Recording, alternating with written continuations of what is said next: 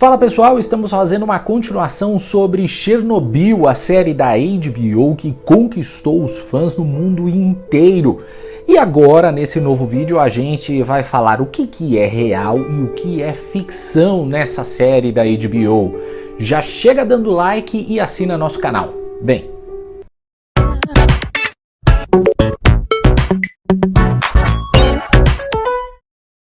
A série da HBO é baseada em fatos reais, o que não necessariamente significa que é 100% verdadeiro.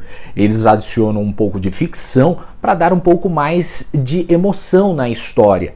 Mas basta você conhecer um pouco dos fatos, um pouco da história, que você já consegue identificar o que é real e o que é ficção.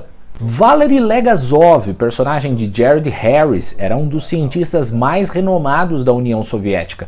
Ele cometeu suicídio em 1988, no aniversário de 2 anos do desastre de Chernobyl, e isso é mostrado logo no início da série. Antes de se matar, o cientista gravou uma série de fitas em que denunciava a pressão política que teria sofrido para deixar de fora de seu relatório informações e falhas da usina. Ele não chegou a ser reconhecido publicamente por seu trabalho em Chernobyl, justamente porque Gorbachev tinha uma antipatia pessoal por ele. As fitas gravadas existiram de verdade.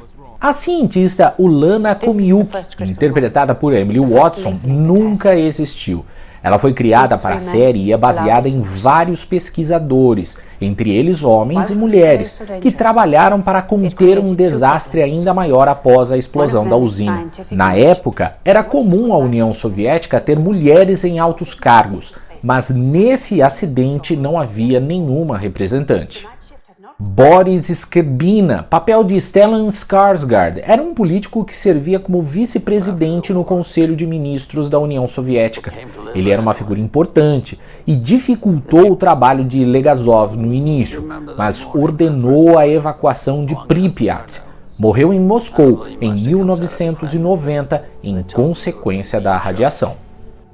O acidente causou mortes e câncer em muitos moradores de Pripyat, mas muitos funcionários que trabalhavam na usina não necessariamente morreram de câncer. Eles estiveram expostos à radiação, mas muitos conseguiram escapar. Na série, nenhum funcionário sai da usina, mas na realidade um deles acabou saindo. Ele percebeu que o reator explodiu, voltou para casa e resolveu tirar uma soneca. Voltou depois de horas para trabalhar novamente, já sabendo que morreria em breve. Em outra cena, uma lava formada pela explosão não poderia contaminar os corpos fluviais. O desastre seria inimaginável para grande parte da Europa Oriental.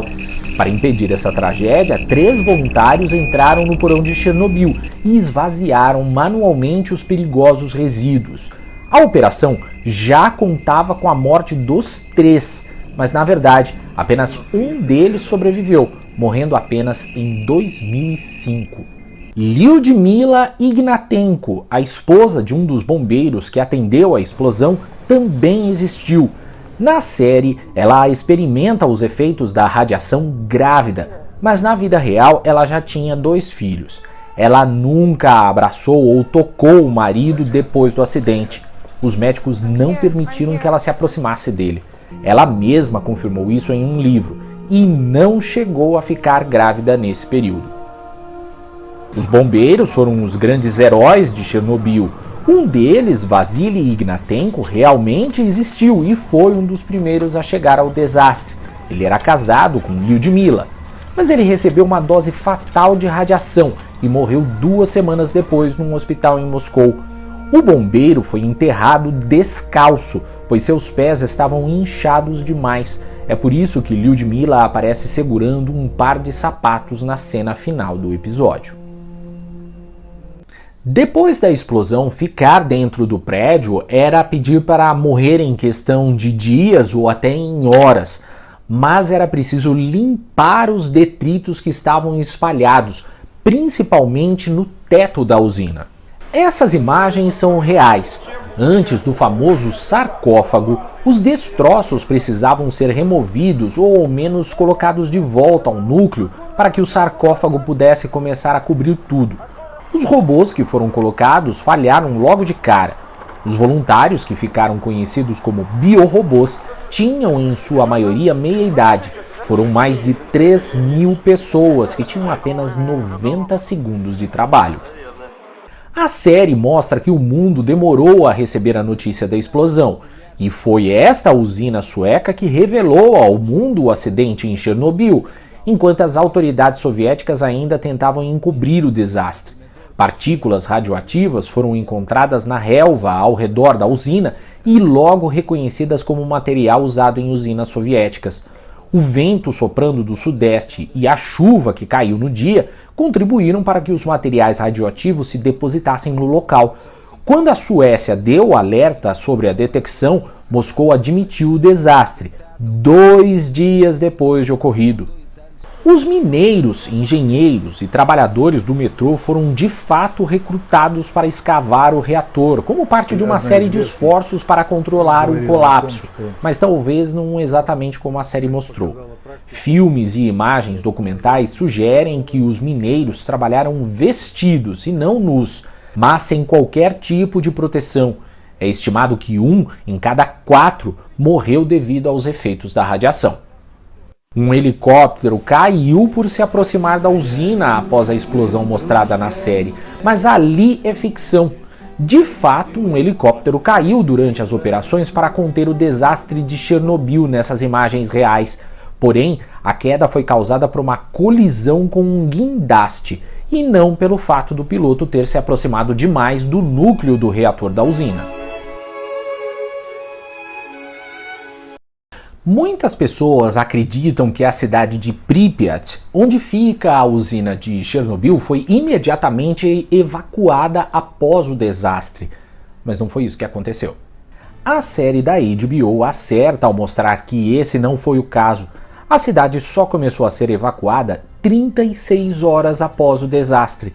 Na época, os cidadãos ucranianos acreditavam que a evacuação seria apenas temporária e que eles poderiam retornar para suas casas em breve. Hoje em dia, a região permanece inabitada, totalizando aproximadamente 104 quilômetros de cidade fantasma ao norte de Kiev. O nível de radiação ainda permanece tão alto que os trabalhadores responsáveis pela manutenção do sarcófago trabalham 5 horas por dia em um período de 1 mês, sendo necessária uma folga de 15 dias para evitar a contaminação. Cientistas ucranianos estimam que a região só poderá ser habitada novamente por humanos em 20.000 anos. Mas em 2016, 187 pessoas retornaram às suas casas na zona de exclusão e o governo não as impediu. Ao que tudo indica, a série da HBO não terá uma segunda temporada. O que foi contado nessa primeira, ficou contado nessa primeira. Não se esqueça de assinar o nosso canal e também dar aquele like para nos ajudar. Um abraço para você, a gente volta no próximo vídeo.